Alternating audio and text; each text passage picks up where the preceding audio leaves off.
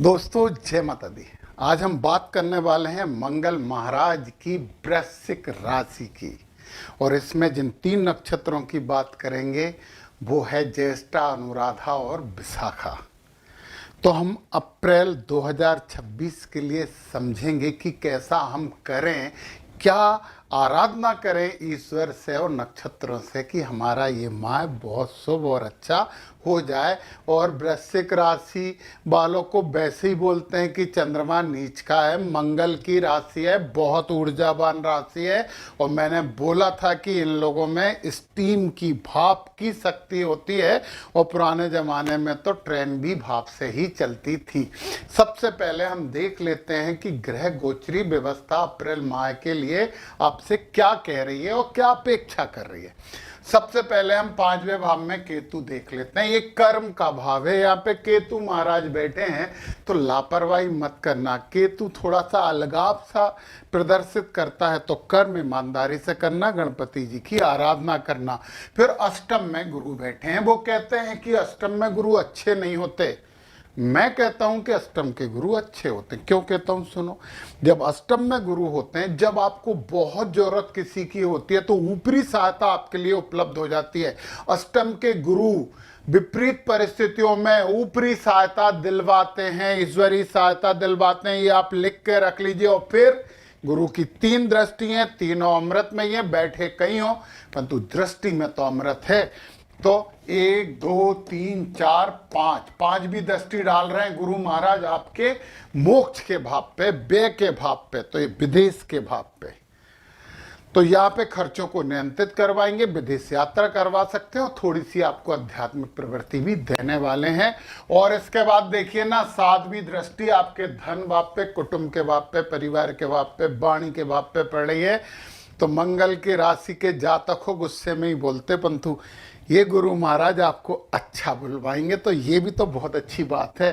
फिर 9वीं दृष्टि आपके सुख भाव पे पड़ रही है, तो फिर यहाँ पे 2 काम कर रहे हैं गुरु। एक तो ये राहु यहाँ पे आ गए और बुध हैं, और बुध महाराज तो केवल 10 तक ही हैं, 10 के बाद बुध यहाँ के बहुत अच्छे हो जाएंगे। 10 अप्रैल के बाद बुध आपके लिए बहुत अच्छे होने वाले हैं। ये बात मान लीजिए यार, विश्वास करिए, अच्छे हो रहे हैं तो अच्छे ही होंगे। तो राहु महाराज जो कि सुख भाव में बैठ के कहीं ना कहीं समस्या उत्पन्न कर रहे थे, गुरु महाराज ने देखा और बोला शांत रहो। तो ये राहु के दुष्प्रभाव को भी कम कर रही है ये वाली दृष्टि, और ये घर भी आपका सुधार दिया उसने। अब हम जरा एक बात और देख लें, शुक्र महाराज देख लें। उन्होंने कहा 6ठे भाव में शुक्र बिल्कुल अच्छे नहीं होते, आध्यात्मिकता वाले भाव पे निगाह डाल रहे हैं, भौतिकता वाले भाव पे निगाह डाल रहे हैं, खर्चे वाले भाव पे निगाह डाल रहे हैं। तो खर्चा करवाएंगे भौतिकता में, विचारों में थोड़ा सा प्रदूषण उत्पन्न करेंगे, बचिए इससे। आप तो मंगल की राशि के दमदार जात को, है ना। और फिर देखिए, शुक्र 19 तारीख को यहाँ आके बहुत अच्छे हो जाएंगे 7वें भाव में। आपको लगेगा कि आपका जीवन शांति एक बड़ा स्मार्ट हो गया, बहुत अच्छा हो गया। तो अच्छा है ये भी। अब हम बात कर लेते हैं, जो सबसे खतरनाक चीज हमें दिख रही है वो है आपकी बुद्धि वाले भाव में, आनंद वाले भाव में सूर्य, मंगल और शनि 3 ग्रह बैठ गए। अच्छा, सूर्य और मंगल दोनों से शनि महाराज अच्छे संबंध नहीं रखते हैं, तो फिर क्या होगा। देखिए, बात यह है कि सूर्य आत्मा है, मंगल ऊर्जा है और शनि कर्म है। कर्म से विमुख नहीं होगे तो सूर्य और मंगल साहस और ऊर्जा देंगे। अहंकार से बचना पड़ेगा, अनुशासन रखना पड़ेगा, युद्ध भाव मत रखना, नहीं तो संघर्ष होगा। सत्ता के लिए संघर्ष करवाते हैं। सूर्य सत्ता है, मंगल युद्ध भाव है और शनि संघर्ष है। तो इन चीजों से बचना, मन की शांति को अहंकार से खत्म मत करना। हाँ, नेतृत्व करने की क्षमता मंगल देगा, और शनि महाराज बोलेंगे न्याय पे चलोगे तो तुम्हें नेतृत्व की क्षमता मिलेगी। तो हम इस घर को सुधारें। फिर सूर्य महाराज यहाँ से निकल के 14 तारीख को आ जाएंगे यहाँ पे ठीक है, छठे भाव में सूर्य अच्छे नहीं होते, परंतु कैसे नहीं होते, शत्रुनाशी होते हैं, आपके शत्रुओं का सफाया कर देंगे। और यदि आप IAS IPS या किसी बड़े एग्जाम की तैयारी कर रहे हो तो इस दौरान सिलेक्शन होने की पूरी संभावना है। और क्या चाहिए आपको। चलिए, ये तो बात कर दी हमने पूरी ग्रह गोचरीय व्यवस्था की। अब नक्षत्रों के द्वारा अप्रैल माह को सुधारते हैं। सबसे पहले हम बात कर रहे हैं विशाखा नक्षत्र की। अब इसमें पूरे 9 ग्रह आपके लिए कब शुभ हैं, कब अशुभ हैं और कैसे शुभ करेंगे, ये सब बातें हम समझेंगे। और ये नव तारा चक्र से समझेंगे। नव तारा चक्र के बारे में पूरी जानकारी चाहिए, नक्षत्रों को समझना जो हमारी जिंदगी को सबसे ज्यादा प्रभाव करते हैं। नीचे डिस्क्रिप्शन में मेरी ऐप की लिंक है, उस लिंक पर क्लिक करके आप ये कोर्स ले सकते हैं, जो आपके लिए बहुत फायदेमंद होगा, आपके लिए, आपके परिवार के लिए और सबके लिए। चलिए, सबसे पहले सूर्य महाराज की देखते हैं। विशाखा नक्षत्र वृश्चिक राशि की बात कर रहे हैं। सूर्य रेवती में है 14 तारीख तक। विपत नक्षत्र है, थोड़ी सी समस्या है, और रेवती में है, इन्हें ठीक करना है तो आपको 14 तारीख तक ओम पूखणे नमः का जाप करना चाहिए। इससे सूर्य आपका विरोध नहीं कर पाएंगे, क्योंकि जब सूर्य जिस नक्षत्र में बैठे हैं उस नक्षत्र को ठीक कर लें। हाई कमांड होते हैं नक्षत्र, हाई कमांड, हाँ, उन्हें ठीक कर लें तो हमें ग्रह भी ठीक फल देते हैं। फिर अश्विनी में आके आपके लिए तो ये 6 नक्षत्र बन जाएंगे, बहुत फायदा देंगे 27 तक। फिर भरणी में आएंगे तो आपको फिर 27 के बाद ओम यमाय नमः का जाप करना।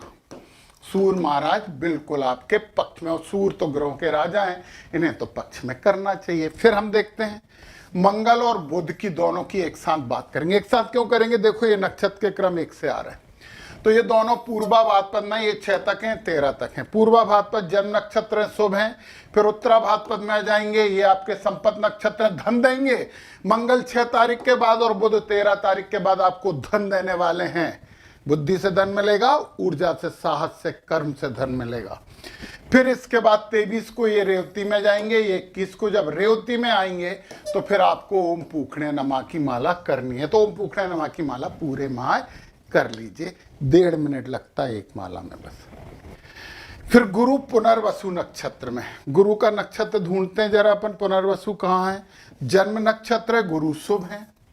शुक्र अश्विनी में है, अश्विनी 6 नक्षत्र है, बहुत अच्छा है। फिर भरणी में आएंगे, ओम यमाय नमः की माला करिए 5 से 16 तक। कृतिका में आके फिर अच्छे हो जाएंगे, साधक बन जाएंगे, तो शुक्र साथ हो जाएंगे। अब देखिए आप, शनि उत्तरा भाद्रपद नक्षत्र में है, संपत नक्षत्र है। ये सबसे बड़ी खुशखबरी है वृश्चिक राशि वालों, विशाखा नक्षत्र वालों, शनि आपको धन देने का काम कर रहे हैं। मेहनत करिए, कर्म करिए, ईमानदारी से धन मिलेगा। राहु सदविषा नक्षत्र में है, अतिमित्र नक्षत्र है। राहु भी आपके लिए पूरे पॉजिटिव है, बहुत सपोर्ट करने वाले हैं। फिर इसके बाद केतु मघा नक्षत्र में है, मघा नक्षत्र 6 में है, ये भी आपके लिए बहुत अच्छा नक्षत्र है।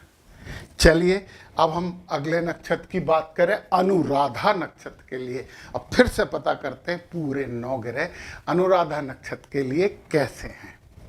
तो अनुराधा नक्षत्र वृश्चिक राशि वालों सुनो, सूर्य रेवती नक्षत्र में 14 तारीख में संपत नक्षत्र है, धन दे रहे हैं। 14 तारीख तक नेम और फेम मिलेगा, प्रशासन से धन मिल सकता है, उच्च वर्ग से फायदा हो सकता है, ये बात समझिए। फिर अश्विनी में आएंगे 14 से 27 तक, तो 14 से 27 तक ये विपत हो जाएंगे। तो आपको जब करना है 14 से 27 तक ओम अश्विनी कुमाराभ्याम नमः। फिर भरणी में आके आपके लिए तो ये 6 हो जाएंगे, बहुत अच्छे हैं। चलिए, फिर मंगल और बुध की एक साथ बात कर लें। पूर्वा भाद्रपद यानी कि अतिमित्र नक्षत्र आपके साथ हैं दोनों। फिर उत्तरा भाद्रपद यानी जन्म नक्षत्र आपके साथ है। फिर रेवती नक्षत्र, संपत नक्षत्र, मंगल और बुध पूरे महीने आपके साथ खड़े हुए हैं। आनंद करिए, दोनों आपके साथ हैं। गुरु हैं पुनर्वसु नक्षत्र में, गुरु महाराज भी अतिमित्र नक्षत्र में बैठे हुए हैं, गुरु का भी आशीर्वाद पूरा मिल रहा है। बहुत बड़ी बड़ी खुशखबरियां हैं ये आपके लिए अप्रैल माह में। फिर शनि उत्तराभाद्र, शुक्र को देख लें, अश्विनी नक्षत्र में है, विपत नक्षत्र है। ओम अश्विनी कुमाराभ्यम नमा की माला आप करिए। फिर भरणी में आके ये आपके क्या हो जाएंगे, भरणी में आके आपके क्षय हो जाएंगे। फिर कृतिका में आके प्रत्यरी यानी नुकसानदायक हो जाएंगे। तो 16 तारीख के बाद आपको करना है ओम आग्नेय नमः।